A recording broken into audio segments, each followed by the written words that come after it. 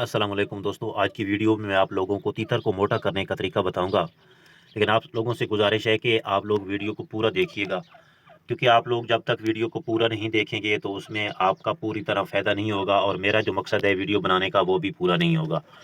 तो दोस्तों, तीतर का जो रुझान है आजकल दिन ब दिन बढ़ता जा रहा है। कुछ लोगों ने इसको शौक के लिए रखा हुआ है कि जब उनका दिल करे, उनकी मर्ज़ी के मुताबिक उनका तीतर सीटी पे बोले।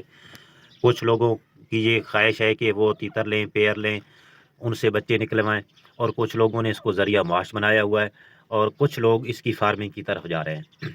लेकिन इन सब के लिए आपके पास एक तजर्बा होना ज़रूरी है, एक इल्म होना ज़रूरी है। आपको ये पता होना चाहिए कि इस काम में कौन-कौन से मसाइल पेश आते हैं और उसका हल क्या है।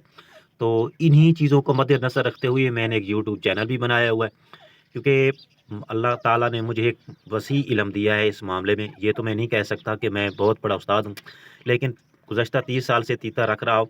2006 के बाद अब मेरा शुमार उन लोगों में होता है जो तीतर के कामयाब फार्मर हैं। तो मेरी ये कोशिश है कि आप लोगों तक मेरा जो भी इल्म है वो आप लोगों तक पहुँचाया जाए।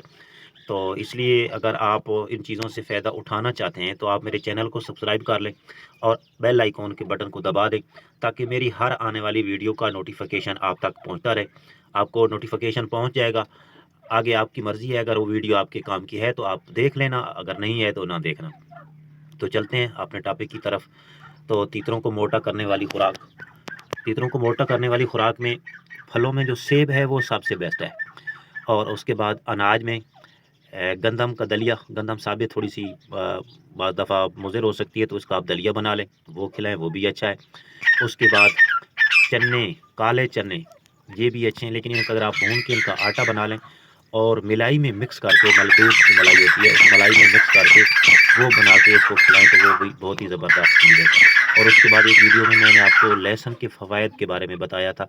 तो लहसुन का जो इस्तेमाल है वो हफ़्ते में 1 मरतबा करना चाहिए। अगर उसका ज़्यादा करेंगे तो लहसुन की ये भी ख़ासियत है कि वो जिस्म की जो फ़ालतू चर्बी है उसको ख़त्म कर देता है। तो लहसुन का इस्तेमाल ज़्यादा नहीं करना चाहिए। और उसके बाद जो है ये तिल, तिल आप दे सकते हो, ये एक नबाताती गोश्त के बराबर है तिल। तो उम्मीद करता हूँ आपकी आज आपको मेरी ये वीडियो पसंद आई होगी।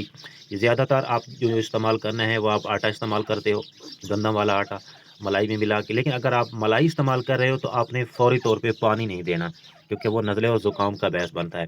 फ्रूट इस्तेमाल करना चाहते हैं तो उसमें सेब करें।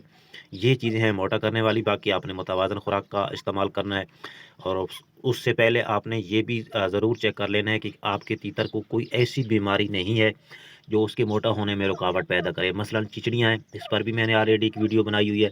हैज़ा है, बाज़ दफ़ा हैज़े की हमें समझ ही नहीं आती, ये छुपा हुआ होता है, तो उस पे भी मैंने वीडियो बना रखी है, वो आप देख सकते हैं। और उसके बाद तीतर का जो मैदा है उसका भी सेट होना ज़रूरी है, क्योंकि जब तक तीतर का मैदा सेट नहीं होगा, चाहे आप उसको जितनी भी अच्छी खुराकें दे दो, उसका कोई अच्छा रिज़ल्ट नहीं आएगा, क्योंकि वो चीज़ें उसके बदन को ही नहीं लगेंगी, वो हज़म ही नहीं होंगी पूरी तरह, तो उसका फ़ायदा नहीं होगा। तो कोशिश करें कि अपने तीतर को देखता रहें, और उसका जो मैदे वाला या जो चीज़ें मैंने आपको बताई हैं उनका आपने ख़्याल रखना है। अगर उनमें से कोई मसला है तो उस पर ऑलरेडी वीडियो पड़ी हुई है, आप देख सकते हो। तो उम्मीद करता हूँ एक मरतबा फिर आपको ये कहना चाहूँगा कि आपको मेरी ये वीडियो पसंद आई होगी। अगर पसंद आई है तो इसको भाई लाइक ज़रूर कर दें, और अगर आप मेरे साथ टच रहना चाहते हैं तो मेरे चैनल को सब्सक्राइब कर लें। तो अपनी दुआओं में याद रखिएगा। इंशाअल्लाह अगली वीडियो में मिलेंगे एक नए टॉपिक के साथ। उस वक्त तक अल्लाह हाफ़िज़।